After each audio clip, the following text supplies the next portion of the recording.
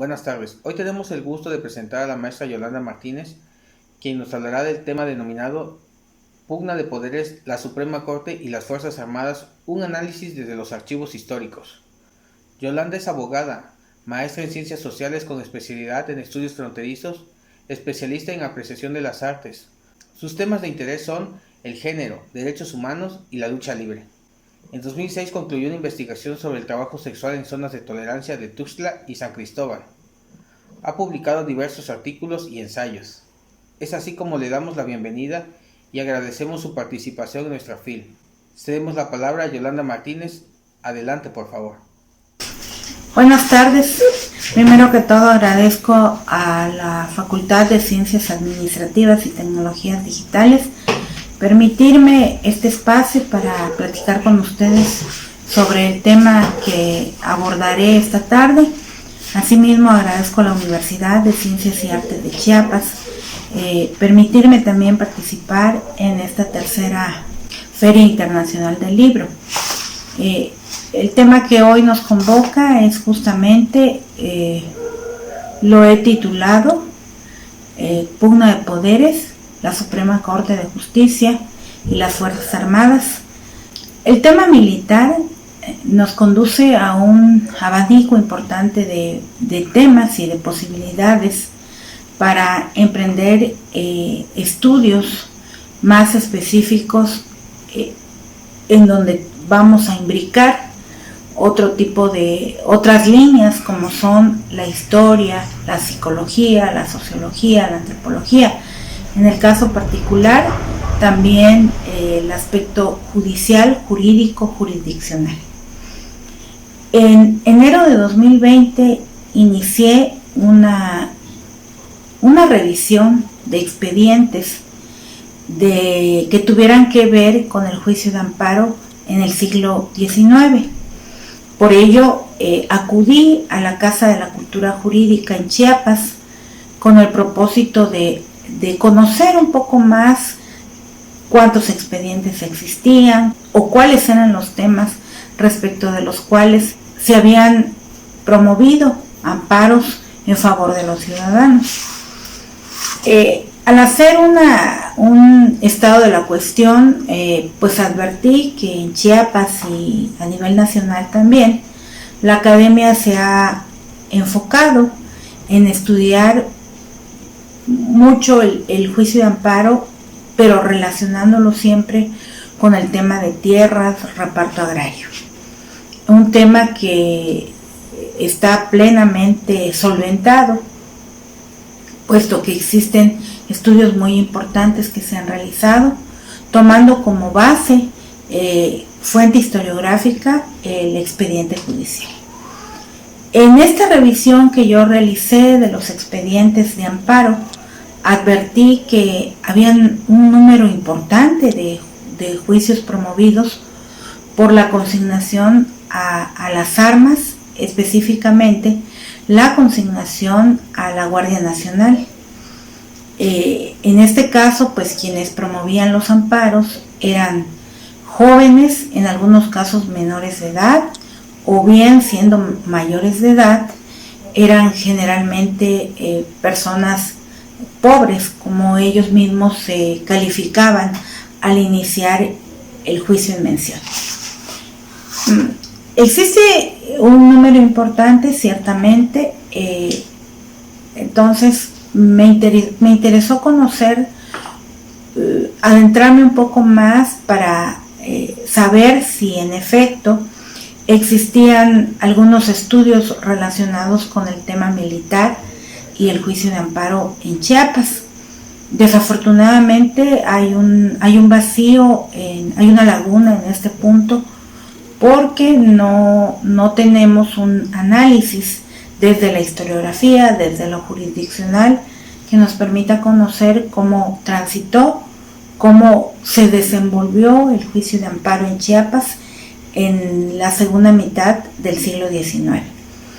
Como bien sabemos, el juicio de amparo tiene su génesis en la Constitución yucateca de 1841.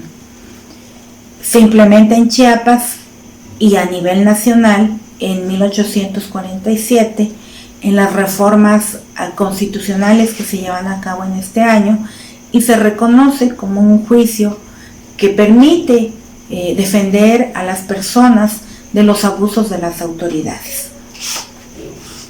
Cabe mencionar que el juicio de amparo en Chiapas parece ser que se comienza a promover en 1874, porque en este año es el primer registro que se tiene en el archivo histórico de la Casa de la Cultura Jurídica, y no tenemos antecedentes de que hayan habido juicios antes de esta fecha.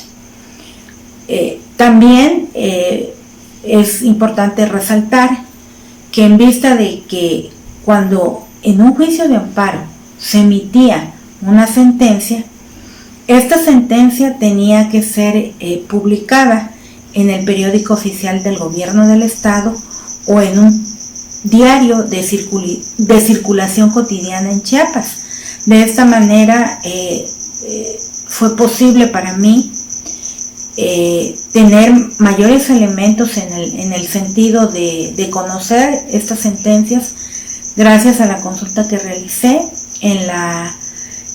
en el archivo histórico de la Universidad de Ciencias y Artes de Chiapas, específicamente en la colección Fernando Castañón, la colección hemerográfica, que contiene un número importante de periódicos, entre ellos La Campana, El Pararrayo, entre otros.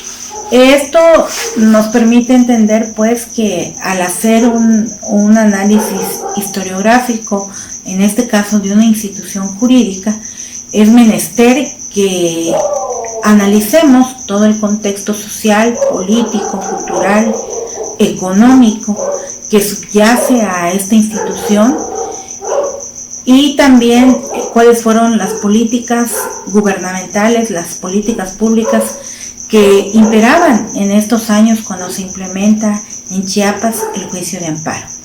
Para ello, un material importante también que pude consultar en el archivo histórico de la Universidad de Ciencias y Artes de Chiapas fue los informes de gobierno que datan de 1829. A partir de ahí yo pude consultar esta época que me interesa, que es el porfiriato, y ahí es posible detectar varios elementos que también nos permitirán comprender cómo eran las condiciones en que se dictaba la justicia en estos años, porque también hay que resaltar que debido a la escasez, digamos, de profesionales en el derecho, pues era a veces necesario que algunos ciudadanos acudieran a solicitar autorización al juez de distrito, al juez federal, para que pudieran llevar la representación legal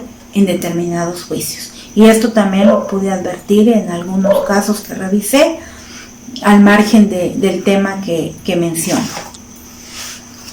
Cabe mencionar que para realizar también este ejercicio es muy importante tener un contexto normativo de todo el desarrollo vigente de las normas, del corpus legal que tuvo vigencia en estos años antes de y posteriormente, pero muy importante antes de. ¿Por qué? Porque justamente en este siglo XIX comenzaba a desarrollarse, comenzaba a generarse, a crearse, a incorporarse el Estado mexicano o a transitar como una nación. Desde el constitucionalismo podemos advertir del análisis que se hace desde la Constitución de Chiapas y pasando por las normas federales, que se va estructurando la división de poderes, el reconocimiento a esta división de poderes que permite entonces implementar en México la justicia federal a través de los tribunales federales y a través de la Suprema Corte de Justicia. La Suprema Corte de Justicia ha realizado también un una labor muy importante en el rescate historiográfico, puesto que encontramos que un vasto número también de amparos que tienen, que resguardan en su archivo histórico, que son relacionados al tema de la Guardia Nacional y la consignación que se hacía de los hombres para pertenecer a sus filas. La Guardia Nacional tiene sus antecedentes en la milicia, que fue reconocida en la década de 1820 y que posteriormente vamos encontrando una evolución histórica hasta 1846, en que se crea la Guardia Nacional. Existe una diferencia importante entre lo que es la milicia y la Guardia Nacional. Yo advierto en este análisis que he realizado que había mucha reticencia para integrarse a las filas involuntariamente de la Guardia Nacional, porque en ella se concentraban a las personas no gratas del país, quienes estaban incorporadas forzosamente a la Guardia Nacional o de estos amparos que yo revisé, tenían una característica muy peculiar.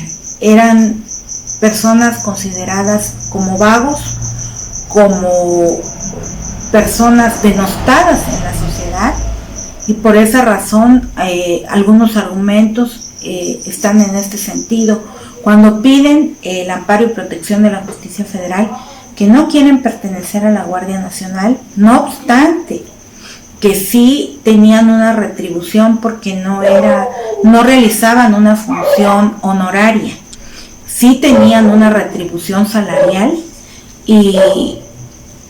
pero ellos arguían que estaban enfilados en contra de su voluntad. Muchos de los amparos que yo revisé sí eran procedentes y muchos no. Los que sí eran procedentes pues estaban basados principalmente en la violación del artículo 5º constitucional, que señala la libertad de trabajo o profesional. Entonces, al emitir razones al juez federal para que pudieran otorgarles la justicia de la Unión, ellos arguían eso, que no querían pertenecer a las filas porque era un ejercicio muy denostado. Había un reglamento que señalaba también a quienes estaban excluidos de este ejercicio, porque para que los varones fueran seleccionados para pertenecer a la Guardia Nacional, había una especie de tribunal en donde se hacía un sorteo, y después de ese sorteo se hacían públicas las listas en la provincia en la que perteneciera la persona que había sido seleccionada, por ejemplo, la provincia de Tuxtla, de San Cristóbal, de Comitán, de Tonalá, que hay varios casos de estas provincias. Entonces, cuando ya se hacía el sorteo, se notificaba por medio de listas, y muchas veces los hombres que habían sido seleccionados, pues sin mediar una orden, escrita de alguna autoridad, eran sustraídos de su domicilio y encuartelados en la plaza en donde estuviera la Guardia Nacional.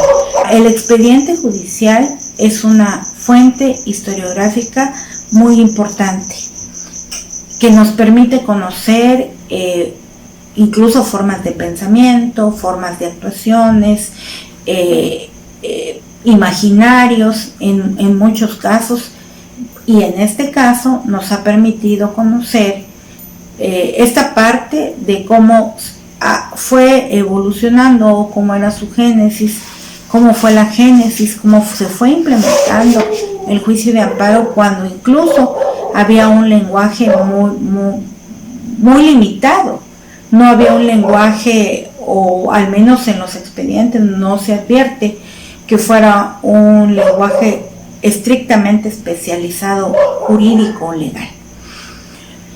Es importante señalar también que esta fuente historiográfica, como es el expediente judicial, necesariamente tiene que ir imbricado a las fuentes hemerográficas, como ya lo mencioné. ¿Por qué?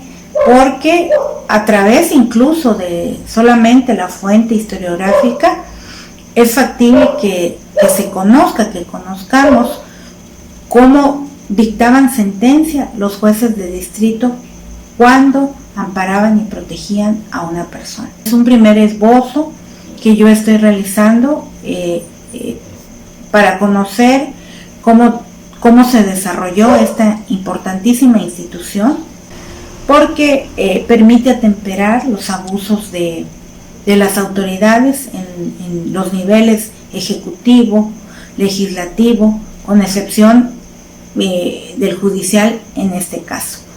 De alguna manera, porque cuando se enviaba el expediente a la Corte, pues el Pleno de la Corte tenía la facultad de revisar si lo que había resuelto el juez de distrito en Chiapas era lo correcto, y si no era lo correcto, pues el Pleno de la Corte podía modificar esa sentencia.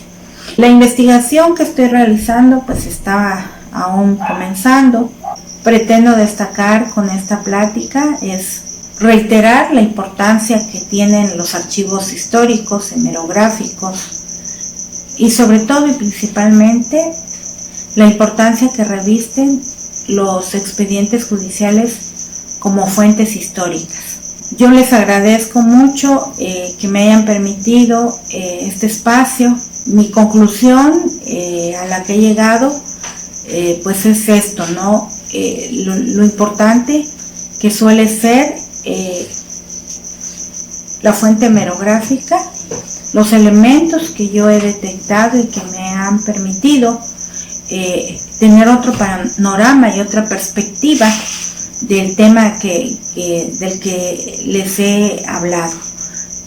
Desde luego, un expediente judicial, todos los elementos que confluyen en él, como un campo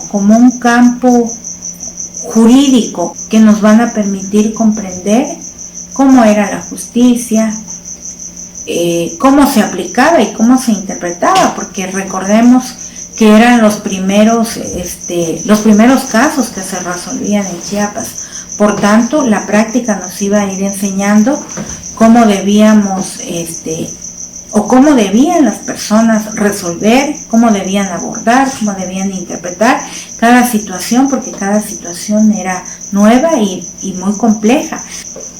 Bueno, yo les agradezco mucho su atención. Reitero mi agradecimiento profundo a la Universidad de Ciencias y Artes de Chiapas, al Archivo Histórico, porque me han permitido pues consultar su archivo hemerográfico, y muchas gracias por su atención.